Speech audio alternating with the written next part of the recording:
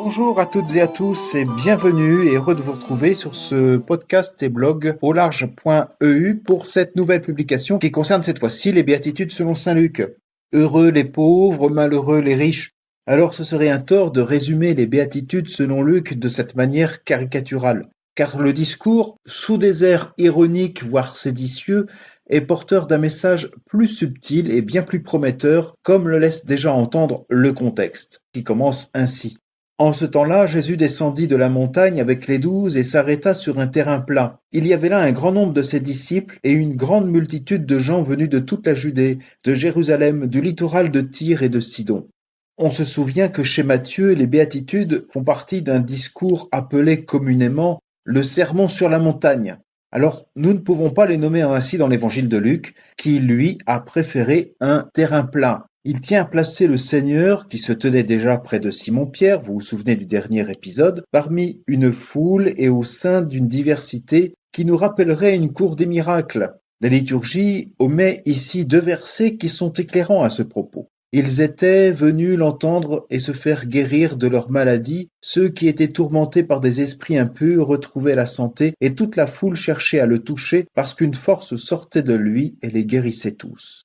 L'entendre et se faire guérir, on retient cette expression car sa parole est guérison en raison de cette force, cette puissance qui évoque celle du Très-Haut de l'Annonciation ou de son esprit du chapitre 4. Ces paroles sont la parole de Dieu créatrice et salvatrice. Et s'ils viennent pour une guérison physique, c'est à la guérison de tout l'être, qu'on appelle conversion, que chacun est maintenant invité. Ainsi, les béatitudes et le reste du discours que nous entendrons durant 2 autres dimanches seront audibles par tous, depuis les apôtres qui descendent de leur montagne jusqu'à cette foule venue d'autres frontières. C'est bien à ces disciples-là que Jésus s'adresse dans l'évangile de Luc. Que l'on soit apôtre choisi ou simple quidam mal en point parmi la foule, être son disciple, c'est se rassembler pour se mettre à l'écoute d'une parole divine qui veut nous relever et nous appeler à un certain bonheur. Écoutons maintenant ces béatitudes. Et Jésus, levant les yeux sur ses disciples, déclara : Heureux vous les pauvres, car le royaume des cieux est à vous. Heureux vous qui avez faim maintenant, car vous serez rassasiés. Heureux vous qui pleurez maintenant, car vous rirez. Heureux êtes-vous quand les hommes vous haïssent et vous excluent, quand ils insultent et rejettent votre nom comme méprisable à cause du Fils de l'homme. Ce jour-là, réjouissez-vous, tressaillez de joie, car alors votre récompense est grande dans le ciel. C'est ainsi en effet que leur Père traitait les prophètes. Mais quel malheur pour vous les riches, car vous avez votre consolation. Quel malheur pour vous qui êtes repus maintenant, car vous aurez faim. Quel malheur pour vous qui riez maintenant, car vous serez dans le deuil et vous pleurerez.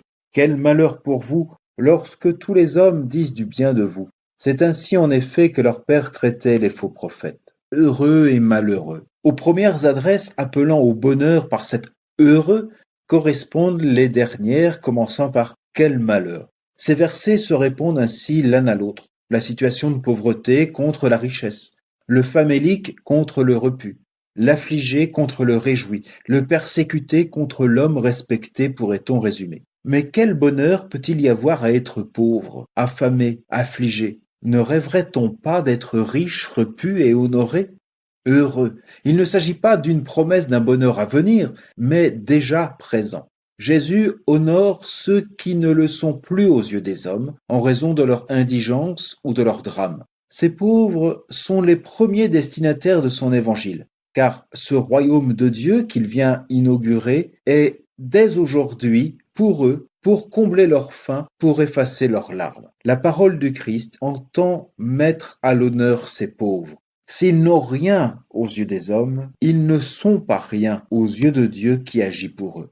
Par l'expression « quel malheur pour vous les riches », il ne faut pas entendre non plus une malédiction venant de Jésus ni l'expression d'une lutte des classes. Luc tient à souligner plutôt que la véritable pauvreté, ou pour mieux dire le véritable déshonneur, se trouve parmi ceux qui vivent riches et indifférents au premier, ceux qui pensent avoir une situation confortable et une consolation dans les richesses, à l'abri de tout, au sein d'une forteresse de biens et de titres, mais incapables d'aimer jusqu'à s'appauvrir. Ce n'est pas la richesse que Jésus critique, ni les riches en tant que tels, mais cette richesse aveuglante, cette fortune sans partage, cette illusion d'un bonheur fondé uniquement sur l'avoir et la gloire. Pauvres disciples, car n'oublions pas que ce discours s'adresse explicitement aux disciples de Jésus, dont certains semblent avoir oublié d'abandonner là leur pêche et leur filet. Car, riches ou pauvres, la possession de biens comme seul dessein, la prise d'un pouvoir d'achat ou d'une quête des honneurs aux yeux des hommes, tout cela détourne le croyant, riche ou pauvre, du vrai bien et du vrai bonheur. D'ailleurs, chez Luc, on remarquera que les bénéficiaires du salut en un même lieu vont souvent de pair, hommes et femmes, mais aussi riches et pauvres. Depuis la Galilée avec le lépreux et Lévi le publicain au chapitre 4, jusqu'à Jéricho, où nous retrouverons le riche Zachée et le mendiant aveugle au chapitre 18 et 19. Mais on pourrait rajouter le centurion et la veuve de Naïm au chapitre 7, Simon le pharisien et la femme pécheresse dans ce même chapitre, la femme hémorroïs et Jaïr, chef de la synagogue, etc.